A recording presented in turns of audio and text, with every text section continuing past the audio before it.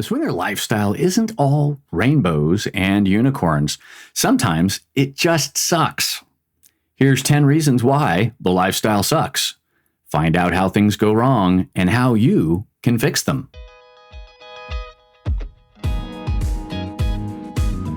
Welcome to Swinger University. I'm Phoebe. And I'm Ed. Join us as we explore the exciting world of ethical non-monogamy, sexual health, and sex education with an intellectual and sexy twist. What we're going to go through are some ways that things just get in the way or kind of beat you down when you're in the lifestyle. Yeah. And these are things that every single swinger goes through to one level or another. And we're just going to help you smooth those things out. Or make you feel like you're not the only one. Right. Right? Vanilla life. Let's face it, it just gets in the way. Family, kids, pregnancy, childcare, kids' sports, groceries, etc., etc., etc. Making time for your fun is really important. If you want to meet another swinger couple or do a date, set one weekend aside a month for that couple's date or maybe a swinger party. So just like with other vanilla items, hobbies can get in the way. So you've got a standing bowling match or a vanilla dinner that you do with, who knows, business associates. Right. Think about trying to fit those things in with your schedule, but still making time for you and your significant other to do other fun hobbies. Right. Also, career can get in the way, which is another one of those vanilla things. We all have to have a job. We have to pay our bills. Long hours, inconvenient work days, maybe you work weekends. Find a different shift. Maybe switch shifts for a specific event. Figure out ways to kind of work around that thing that we all have to do. And this particularly applies to, honestly, quite a few swingers because most of them are in the profession of nurses, police, public service, firemen, teachers. Those are all careers that can kind of get in the way of weekend activities. Exactly. The other thing that really sucks is your hormones and your period. One of the things that we found that worked for us was tracking your period on the phone so you can schedule around it. Most women do that, and most women know how to do scheduling around it. But when you're in perimenopause, as you know, stuff doesn't go on schedule. And so you think you're fine, and then whoops, hello, you're on your period, because that's the nature of heading into menopause. What you could do, and I have done for swinger vacations, like a bliss cruise where you spend thousands of dollars to be, on a cruise where you hopefully want to fuck other people for a week. When I was in perimenopause, I worked with my general practitioner to go on birth control pills so that it would delay or stave off any chance of me being on a period that week because I wanted to play and, it interrupts that vacation. So that is an option, but be sure to work with your general practitioner on how you could best make that work for you. I think I've even heard that there is a new medication that you can take specifically for delaying your menstruation. So once again, talk to your general practitioner and see what options you had available. OBGYN. The other option is to just play different. Yep. You could stick with oral. You could just be voyeurs. You could maybe just masturbate with each other, which is also a lot of fun. Yes. The other thing that gets in the way is emotions, jealousy, envy, and, emotions happen. Emotions like jealousy, as an example, are symptoms of something underneath, something underlying in the relationship. So talk about your feelings with your partner, discuss what that underlying issue might be. For example, you don't feel like you're getting enough attention during playtime, and that's what's inspiring those feelings. So it's not really that you're jealous. It's that you feel a little bit out of touch with what's going on in the playtime. What if it's not an quote issue? What if it's just something you grew up with? It's part of your upbringing and you have a concept about that is quote wrong, right? Because you never really had to address that before. Like, who grows up being okay with sharing their husband or their wife, right? Not as many people. Not as many people. More so in Europe, less over here. And actually it's become more prevalent here, right. But generally no. And so you've got this social programming that you may need to unprogram for yourself. Right.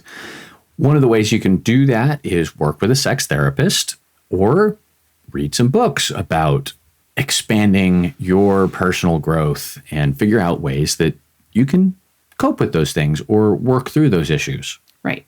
Another thing that can happen in the lifestyle is changing of your desires or your boundaries.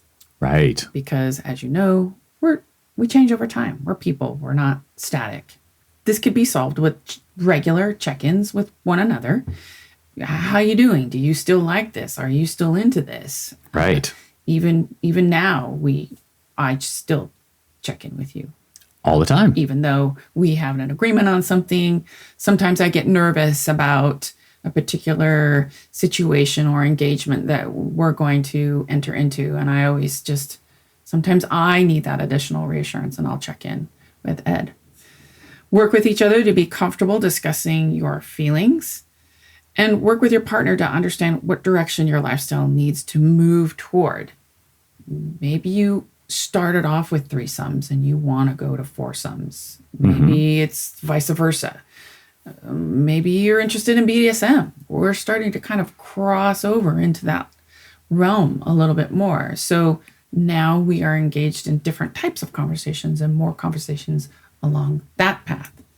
Maybe you decided you want to be a hot wife or you want your wife to be a hot wife, right? That's a completely different type of dynamic. Oh, yeah. And how you communicate that. That also means adjusting your profile and how you sell that to other people, right? Because what if they know you as the couple that they always fuck every time you're at the party and recently you decided, not so much into that. We're not doing that anymore. Well, you have to have language on how to update people when you see them next. Right. And maybe you want to go poly.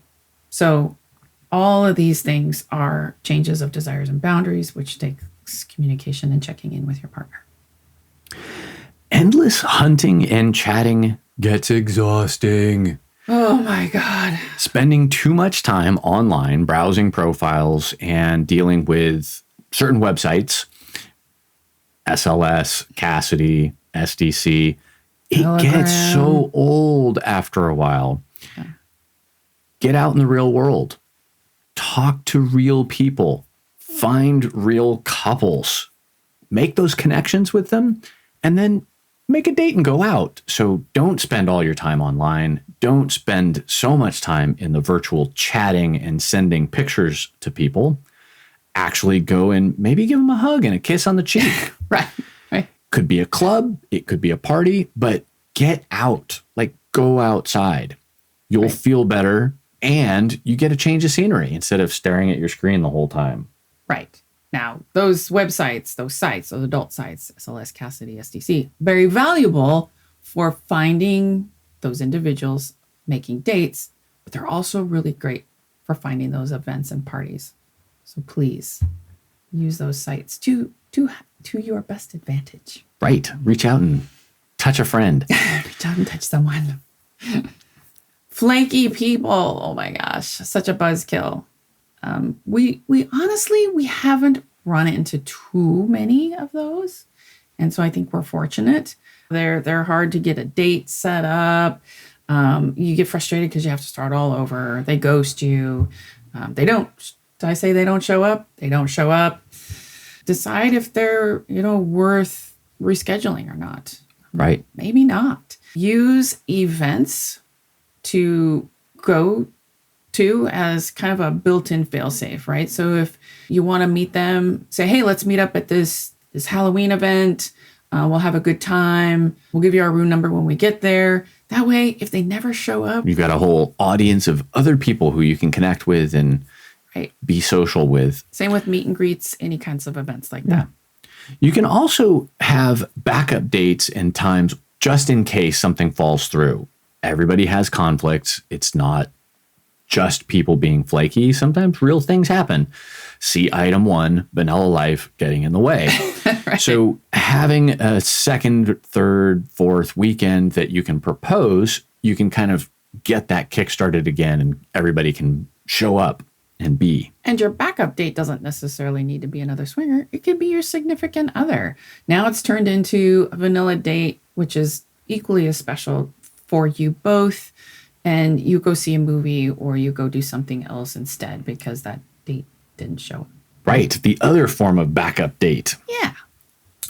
And most importantly, network with other swingers. You can find your group of people, which will tend to weed out flaky people. Groups that get along well will tend to respect each other a little bit more and probably know each other's schedule. Plus, you have a built-in social network. So if one person's not available, one couple's not available, then there's other couples in your immediate group and you can just have a different date.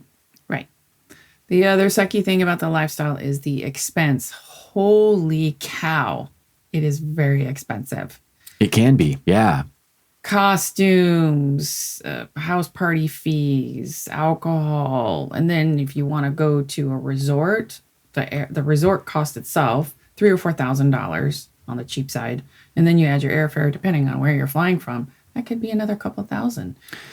Not to mention, a lot of people play outside of their community, and so they have to drive, which means that there's typically a hotel involved, and the expenses go up. Yes, yes. You could do cheaper dates. You could invite somebody over if you feel comfortable having them over to your house for snacks and drinks. You can also set aside a budgeted amount for your events and social engagement. So maybe you only get to do one party every other month. Yes. That's okay. You're living within your means. You don't feel like the lifestyle is going to drag you down. If you go all in and you're at parties every weekend, you A, might burn out, and B, you will burn through your cash. Right. So pick those events that you really want to go to so you don't overspend. This is a fun one, not disrespectful behavior from others. You've run into people before at an event or a party, and they're just rude. There's something about them that just sets you off, and you don't like it. You don't like that behavior. One of the other downsides in the lifestyle is disrespectful behavior from other people, especially in the playroom. One of the ways to prevent this is to have some kind of a preventative agreement, a consent agreement about stopping play, and that's okay with both parties. If you hit a situation where you don't like what's going on, you can say, time out, we got to go, and just leave. And even if you don't have an agreement, it's still okay to say, we're out. Yes. Remember that. You always have the right to say no. Yes. Always say something when boundaries are crossed. If you've agreed upon something and they cross that boundary, stop the play, correct the behavior, do it politely. And if they can't handle that, if they can't be respectful, move on. Yeah. We had someone, I'm not sure exactly where this was, but we had a couple that we were playing with, and his wife got uncomfortable. And he called it. He said, she's not feeling it right now. We need to take a break. We need to step out. Right. He was gracious. He wasn't rude at all. He was direct. And we were like, oh, sure. Yeah, no problem. And they picked up their things, got dressed, and they left. I didn't feel offended at all. I just assumed maybe something came up during play, which it can. Right. And they graciously left and went to go take care of their business somewhere else. I applaud them for doing that because they needed to do what they needed to do to preserve their connection, right? Their Right. relationship. To be clear, we were not being disrespectful. This was just No. a situation where Yeah. they started feeling uneasy about how the play was going, or something triggered her in terms of her emotional feelings. Yes, that was what I picked up on. The other example I have is when we first started playing. Mm-hmm.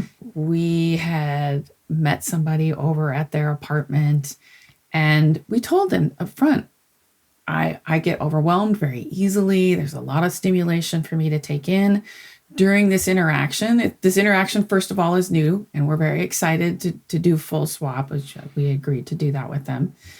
But during this engagement, I may need to stop and take a break. And I'm going to let you know that by saying, I need to take a beat. I need to be with Ed for a little bit. They were very respectful and said, oh, yeah, no problem. Right. And so when I did that, they were like, oh, sure. We stopped. We took a break. One time I needed to just be with you in your arms, in your embrace, with your kisses all over me. And then I was good. It was like this reassurance that I needed. Right. And then we were all back at it, all four of us. But no one was offended if we were to call the night, because it could have gone that way too. We could have just said, oh, we're good. We're out. Right. Right. And they were okay with that too. And you have to be open with that possibility that could happen, especially in the beginning. Single males often get a bad rap. There are lots of respectful single males, but there are some that are having some issues. First, find some clubs or parties that vet their singles. And this goes for the ladies too. Let's not just pick on the men. There are single ladies, unicorns, who, as we've seen, can't handle their alcohol and get a little in over their heads, or get into some strange possessive behavior. Right. So talk to your event coordinator, find out how they vet their singles, and look at the list. You may know them. And if you're familiar with who they are and you're comfortable with them, that will help a little bit with that. If you see inappropriate behavior, talk to the host, whether it's a club, an event, a house party, even just a couple friends over that happen to have a single there. Talk to the host and let them know, because they want to know, because they want to protect the rest of the guests that are there. Correct. By the way, this is number 10, but we have a bonus. There's another downside, which is partners who are overly aggressive. So you've had your boundaries set aside, you've talked about them, but your partner decides that he's just going to bang away. Not you, my partner, but the other partner. The other partner. First off, just like with the overly aggressive or the rude behavior, set your boundaries up front and be clear with them. And until you play with a couple, play near your partner. Have that backup and have the ability to tap out and have your partner be aware. If you're in separate parts of the house, there's no way they can see. So if this is the first time playing with somebody, be near each other. And if your play partner does something that you don't like, this is your new play partner, tell them that you don't like it. And if they can't follow directions, once again, move on. We're done. The bonus is it's just not fun anymore. Occasionally, this can happen with a couple. They dive in too hot. They go all in and they kind of burn out. They don't have time to process their emotions. So you may want to occasionally reassess this with your partner. Check in. Why are you doing it? Right. What are you getting out of it? Take a break for a little while. It's a lot to process. For some people, it's different. For some people, they need a lot of time to work through things that might come up during this adventure together. Maybe it's a matter of just finding which events you like the most. Maybe focus on those. Maybe you really like doing a vacation away every year to Jamaica or to Mexico, just the two of you, and that's your thing. Local events are not your thing, and house parties are not your thing. And maybe these vacations are. One of the other things, if you consider this whole list of things, it's quite possible that you have a lot of these things going on all at the same time, which could be absolutely overwhelming. It may just not be the right time to be into the lifestyle. Correct. Maybe you do need to take that break to let the vanilla stuff, all of this stuff that we've been talking about, simmer down a little bit. Maybe get some stuff off your plate and then come back into it. It's hard juggling two different lifestyles. Yeah. I mean, and they really are two different lifestyles. Absolutely. You're not always going to have an amazing experience, but the key is learning how to recover from them and how to improve on your next experience together. Be sure to join our Patreon community for the behind-the-scenes stories and extra sexy content.